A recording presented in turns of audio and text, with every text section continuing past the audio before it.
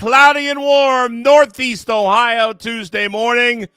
Welcome, everybody, into the bullpen. It's a Bull and Fox edition this Tuesday morning. Again, now live at 8:30 a.m. Get up early with us. I guess it's not that early, right? Some people are up at 5 in the morning, 4 in the morning. I've been up since 4:15. Were you watching Thrash on Netflix? No, I went to the gym at 4:45. Good for you. Good for you. You got to watch Thrash on Netflix. I feel that's like the show about the Sharks, right? Yes, it's a movie. That's what I mean. Sorry. Nice, easy peasy. Hour and a half. I saw it was like an hour 25. Something like that. I'm like, all right, I'm gonna watch this. I have not yet, but I'm going to. Aaron and I watched it last night, and we were just entertaining. Yeah, it was. Yeah, it's silly, but it was entertaining, and it was like 10 o'clock. It's like a hurricane and a bunch of sharks end up in a city, right? Basically, he gave away the whole movie. Yeah, that's basically. That's what the synopsis says. How did the whole movie? No, that's it. But it's cool, and it was like 10 o'clock. We had 30 minutes left. I'm like, all right, what the hell? Stay up late on a school night. Who cares? Let's finish the movie. There you go. He got up, he took a shower, and he still made it to school on time. So, anyway, it's a silly movie, but I also liked. It's getting bad reviews. Before we get to sports here, plenty to get to. We'll get to the draft and the Guardians and the Cavs, but I also watched that new movie with Keanu Reeves and Jonah Hill called Outcome on Apple TV. It looked funny. It was funny. I don't know why. I feel like people love to hate Jonah Hill and Keanu Reeves. I don't know what it is. Two of like the most likable guys. Yeah, I know it's not the most brilliant movie in the history, and it's not amazing, but it's funny. There were some laugh out loud funny parts, and that's all right. These days I'll take it. Dude, I watched a couple of funny episodes of Curb Your Enthusiasm last night. So, have you seen them before, or did you just watch them for the first time? Yeah, well, like I've seen almost every season. Yeah, right. But I haven't like finished season 12, so like I'm on like episode 7 or 8 or whatever. Yeah. And it's like the one episode with what's her face? Aunt Becky from Full House, Laura Loughlin or whatever. What's her name? Lori. Yeah, I think Lori Loughlin, maybe. Whatever. Yeah, the woman who got busted with the lacrosse scandal. Or yeah, you're right. Yeah, the admission scandal. Oh yeah, hilarious. I can't. I don't know. Then she's got like they play it. They play into the fact that she's basically like wants to get ahead in life at every angle. So she's got a handicap sticker on her Porsche. She's driving the golf cart like up to the green, all kinds of stuff. It's so funny. That show, like, not every episode is amazing, but there's so many amazing episodes where you just. What's Jeff Garland's wife's name in the show? Susie. So Susie, this was the episode where she gets the billboard and they draw the penises on the sign. Oh yeah. And then she starts getting all the business. It's so, dude, this show's so funny. I was watching my Instagram feed, your algorithm is unique. Yeah. It definitely is unique, but now I'm trying to get it to be like all stuff that just makes me laugh. You can actually change it. Oh, can you? Yeah, on Instagram you can go in and say what you want it to be. Okay. It has it's a newer feature. I'll have to do it. I get a lot of like movie stuff and whatever, but I get clips from Curb Your Enthusiasm all the time, and there's this one clip where JB Smoove is just making Larry David laugh, like, and they can't do the scene because he's cracked every. This is an outtake. It's an outtake where JB Smoove is using the word ejaculate, okay. and Larry David just cannot keep it together. It's like 2 minutes of him laughing every time he says it, and they can't get through the scene. So it's really funny. It's such a well written show. He's a genius. And they improv a lot of it. I'm sure that they do. But by the way, Larry David has a new show coming out this summer. Did you hear about this? I think I have. Yeah. Yeah. We'll see how it is. It's supposedly like there's these scenes where they go back in time with history and a bunch of funny people playing Abraham Lincoln or whatever. Playing out the skits from history in the past. Yeah. We'll see. I'm assuming it's to be really good with him, but you never know. Anyway, let's get to some sports here. Thank you, last call, for the Bull and Fox emojis. We'll get to the Guardians questions here in a second. We'll talk about the Guardians win last night, but we are now just 9 days away from the NFL draft. The consensus for whatever you think it's worth in terms of mock drafts, obviously almost everybody picking the Browns to either take Carnell Tate or a wide receiver at this point, or a offensive lineman. At this point, assuming he's available at 6, will it be a disappointment for you if Tate is not the pick for the Browns? If he's there and they're picking and they make a selection and don't take him, I think I'll be disappointed. It'll be like one of those things where I'll have to follow it, and fans will follow it for like the next 4 or 5 years. Very similar to most of the draft picks in the past in the first round that have been, not selected by the Browns, but end up becoming really good players. Yeah. And you never know if that player would have been as good in Cleveland. But I do think this is one that I think it's kind of a no-brainer if he's there. Like, whether you think he's going to be, like a Hall of Famer, who knows? The guy's going to be a legitimate starter in the league. I'd bet a lot of money on that.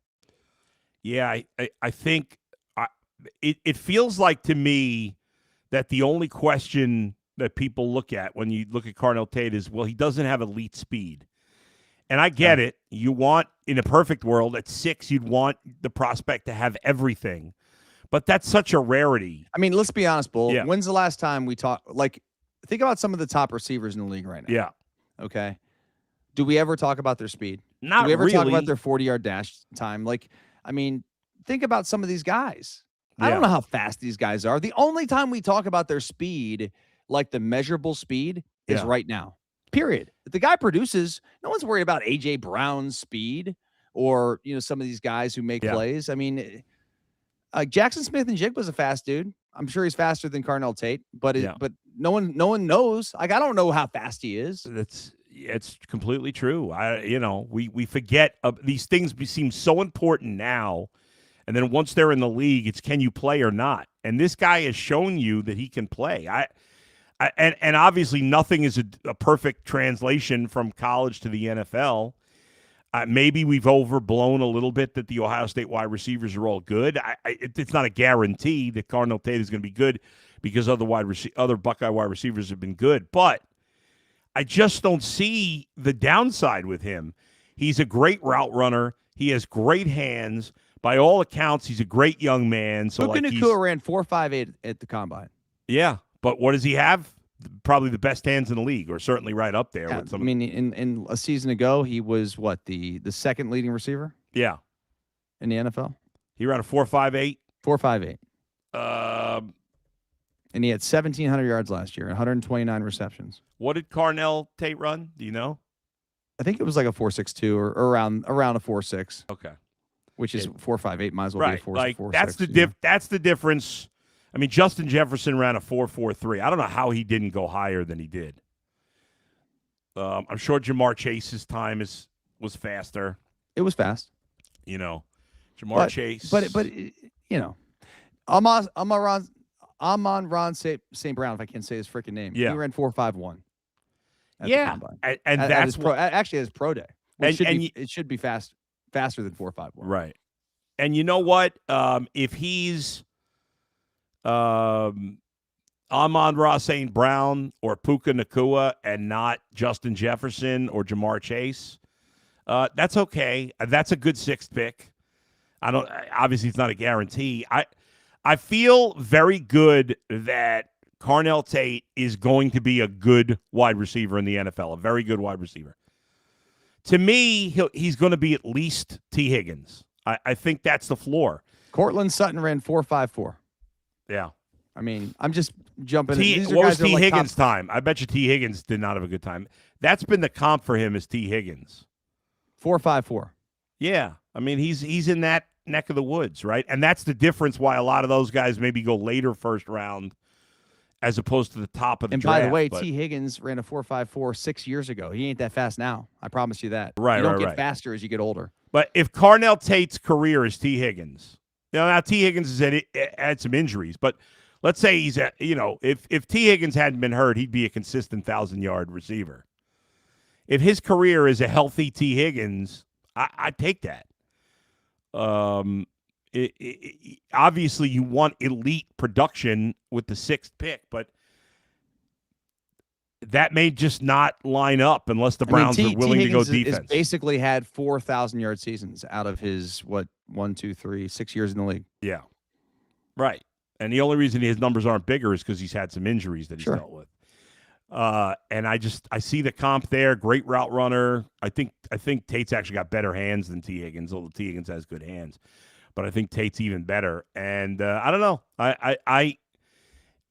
The offensive lineman, and again, I'm not an expert on offensive linemen, but just from what I've read from the guys who know this stuff the best, it just seems like there's more question marks about the receiver, about the offensive lineman. So I don't have a problem if the Browns want to take one of these great defensive players, even though they need offense more. I would not rip them for that.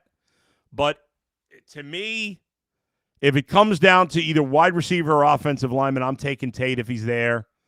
I'm fine if they want to take Jeremiah Love if he's there. I'm fine if they want to take Sonny Styles or Caleb Downs or Reuben Bain if one or more than one of those guys is there. Those appear to be the elite players in the draft. But if it comes down to wide receiver and offensive line, where there doesn't seem to be one guy that everybody's sure is elite, I'll take the guy I think is going to be very good at least, and maybe he turns out to be elite. What do you think about you mentioned Reuben Bain. What do you think about that story that came out yesterday? Did you see that? I did. Listen, it's very odd. It's an odd story. Apparently, it's been out there, like it's been known about. It just got broken. I think. I know Todd McShay said teams have already known about this. Okay. So it's not new news to the teams. Now, it may determine, whether you're comfortable drafting the guy or not. Let's face it, most teams don't care. I'm sure. If the guy's going to be able to play, which he will.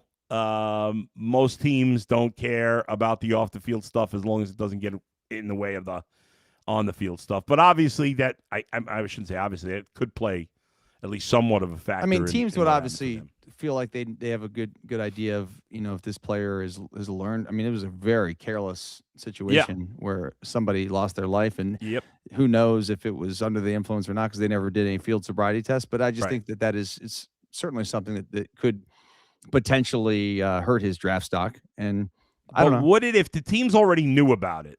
Do you think it could hurt his draft stock because teams feel maybe pressure now that it's more public to not? Well, I think that for sure. I mean, okay.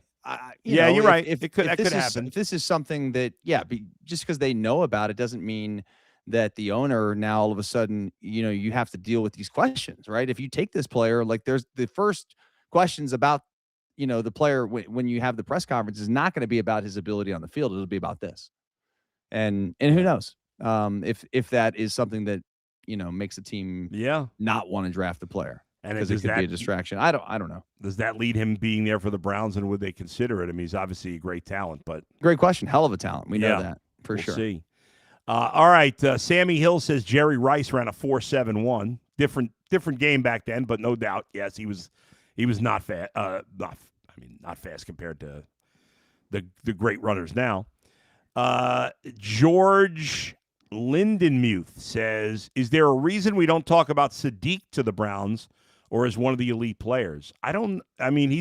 He's a tight end. There's a lot of talk about him going maybe early, middle, first round. I don't know enough about him. I guess I just assumed the Browns would not take a tight end, so I haven't really looked into him much. I don't know. Are they comparing him to the elite tight ends? What have you heard about him? Anything? I don't know a ton. I haven't really even studied the tight ends because I haven't thought the Browns would take a tight end early. Apparently, Zach Jackson told me yesterday that he asked Todd Monken about Harold Fannin, and he compared him to Brock Bowers, which obviously is very high praise because Brock Bowers. I watched Sadiq play a couple games this year for Oregon, and I thought that he was obviously a very dominant player, like a matchup nightmare, one of those guys that you obviously would love to have on your team with the Browns, essentially not having we've got Harold Fannin. Obviously, that's a very good player, and it feels like we've got some upside, more upside there to go. But no David Njoku because he's gone. So it'd be nice to have another top tight end. It would, but I'd be surprised if they took a tight end at 6. I most likely would as well. Yeah. Ren Mahadapoop. Who? I think it was I don't know. He says, I'd love to hear Mikey McNuggets pronounce that gosh, one. Yeah. Happy Tuesday, fellas. Is this draft deeper with wide receiver or O-line in rounds 2+? Agree with Bull. Draft dudes. It appears there's more depth at wide receiver than there is offensive line. That seems to be the report. But I don't think you should make your decision on the 6th pick based on what position has more depth.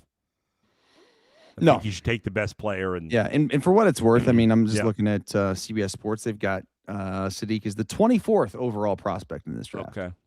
Yeah. He's not going top 10. I don't think so. All right. The Guardians win last night. Could have used some of those runs in Atlanta. Yeah, they had their first series loss in Atlanta last night. They win 9-3 against the Cardinals.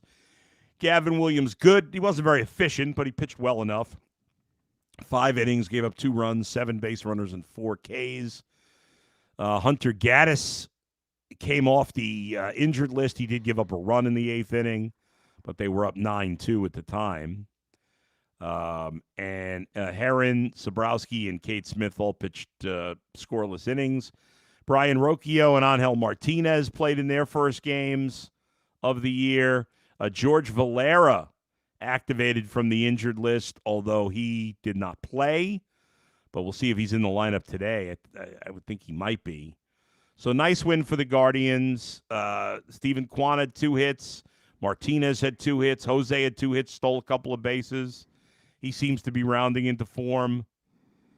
David Fry had a hit, which have been few and far between for him. And Rocchio, as I mentioned, home run, goes 2 for 3. And so the Guardians get two homers in the game and a pretty easy win, 9-3. Got some questions about the Guardians here. Manuel Rodriguez says, "Hey, Bull, good morning, everyone. Can you think of a player who is not crazy expensive and would be a good fit for the Guardians?" So, obviously, we're talking about a potential trade. I don't think the Guardians, although there were 2 small trades in baseball yesterday, but nothing major. And I don't see the Guardians doing anything significant anytime soon. You just don't see big trades in baseball in April. I think it's too early to say who might be available. The league is very, surprisingly, it's obviously very early, but there is a lot of parity right now. I mean, there's only, I think, one team. I think the Dodgers and the Astros are the only teams that are either more than 4 games over or 4 games under 500. The Astros are off to a terrible start. They got a million injuries. They've lost 8 in a row, and they're 6-11. And then the Dodgers, obviously, off to a good start. They're 12-4. So many teams right around 500. It's hard to say who would be a seller.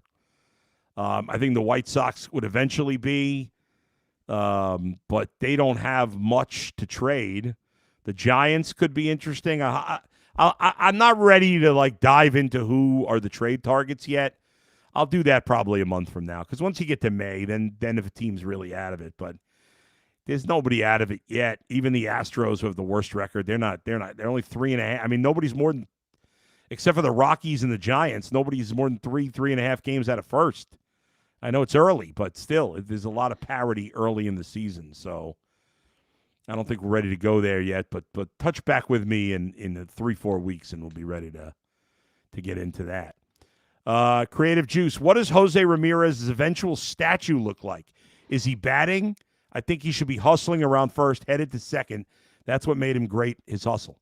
What do you think, Dustin? The Jose statue, is it him diving into second base head first with his helmet flying off, or is it him hitting? It's a great question, actually. Right? You don't see many statues like that are like an action shot. No, like that's that. Very rare. I think it would be appropriate for him, though. Like, didn't they build a statue of Ricky Henderson holding up the base after he stole it? Yes, which was really cool. Which is really cool. Yeah. So that was iconic. I feel like I like this guy. Who is it? Creative Juice. I think Creative Juice is right. I think I like the sliding into the second base. Yeah, and it's got to be the helmet flying off. Helmet flying, yeah. Yeah, which will be challenging to do that, but yeah, these guys I don't know, but figure it out. A lot of talented artists out there. Hopefully, they can do that. Fatal Cheeseburger says, I feel like the guards have already scored more runs than they did all last season. LOL. Obviously not true, but yes, the offense has been better. And it's, Manzardo's starting to hit a little bit. Ramirez is getting going. Hoskins has been good. Obviously, DeLauder's cooled off after his hot start, but overall been off to a good start. It seems Sean says it seems like there are a lot of runs being scored across all of MLB. There were yesterday. There's been a lot more walks. Home runs are actually down. There's been a lot more walks. So guys I don't know what the on-base percentage is compared to this time last year, but give it a little more time before we start reading in too much of it. Guitar player 296. Bull, what's the beef with Chris Rose? Every time he comes up, you take a jab at him. I don't know. I don't really have a beef with Chris Rose. I like to take jabs once in a while at people. Does Chris Rose know that you have like an issue with him or something? I don't really. I don't. That's not fair to say every time he comes up. I've done it one or two times. I don't think you have. It's not personal. No. It's nothing. I bust everybody's chops. Everybody busts my chops. I bust everybody's chops. Chris Rose busts my chops on the air sometimes. He does. It's fine. It's fine. I'll take a jab at him next time he's on the air with us. Finally, let's wrap things up with the Cavaliers. We've got a matchup. We do, and it starts on Saturday, 1 p.m. The Cavs will play the Toronto Raptors. This seems like a perfect scenario. Are the Raptors the team you wanted to see? I'm fine with this matchup. Obviously the Hawks were in the mix, right, for a while. Yeah, it seemed like it was going to be the Hawks for a while. Hawks dropped to 6. Yeah, and then certainly, the last couple matchups with the Hawks, I feel like I didn't want to see them. So I'm definitely cool with this. I mean, we don't have LeBron this time, so it's not going to be the same like domination, I'm sure, of the Raptors as it has been in the past. But I don't know. I mean, Toronto has never, outside of the year they had Kawhi. I mean, I've never been worried about Toronto. Yeah, I mean, I don't know. I guess the Hawks were a tougher matchup than the Raptors. The Cavs should take care of business in the first round. I think it'll be a competitive series. I would think the Raptors are good enough to win 1 or 2 games in this series. I certainly don't expect a sweep. I don't know. What do you think? 5, 6, 7? Well, I mean, the Raptors swept the Cavs 3-0 in the regular season, right? Right, but that was early in the all season. Before the Harden trade. Yeah, so it's not before. The same Cavs team that Toronto played earlier in the year. Yeah, I mean, we've got Harden and Mitchell. I really think that our backcourt is strong, and Allen's playing better. Mobley, assuming he's healthy. Yeah. Yeah, I mean, our offense can play top 5 in the league at times. I just worry about our defense a little bit more, but hopefully things lock down once we get here into the playoffs, because things are going to be a little bit tighter. We're not going to be playing that lackadaisical, not getting back in transition and things like that. Or I think that our length should obviously show up. Hopefully, I mean they've got a bunch of wings and Barrett, Ingram, and Barnes, who are all talented players. So I would not be surprised if they push this series out to 6 games. Yeah, we don't have the Hawks end up the 6th seed. They'll play the Knicks. The Pistons and Celtics will play the 2 play-in winners. Philly plays Charlotte plays Miami. The loser of that game is out. The winner of that game plays the loser of Philly-Orlando. The winner of Philly-Orlando will be the 7th seed. The loser of Philly-Orlando will play the winner of Charlotte and Miami for the 8th seed. The Cavs play Saturday. We have the top 2 players in the series. That's right. So no doubt. That makes me feel pretty good about this matchup. So Saturday at 1 p.m. is the first game. After that, it's all up in the air. Until the play-in is settled, they're not going to schedule the series. But the Cavs are going to get, the Cavs-Raptors is not going to be a highly regarded TV series compared to some of the others. Monday or Tuesday, likely for Game 2. Right. And then probably Thursday, Friday for Game 3 in Toronto. Game 4, Saturday and Sunday. The weekend, yeah. So we'll see. All right. Thanks, everybody, for joining us today. Thank you for listening. Make sure if you haven't done so already, hit the subscribe button. By the way, if you're looking for a betting angle, check out the Top Picks news feed in your BetRivers app. The BetRivers banner news feed is filled with picks from BetRivers network personalities and more handicappers to give you expert insights. Tap the Top Picks icon in your BetRivers app to get the latest tips. I know, Dustin, you hit your last one last week. You got a new pick today. I got a pick today. Yeah. So, we got a matchup coming up here about noon. So if you're looking for a tennis pick, get on the BetRivers app and take a look at my selection. There you go. All right, we'll talk to you. Dustin will be back with me Thursday at 8:30 a.m. Where else but right here in the bullpen. See you later, everybody. Have a great day.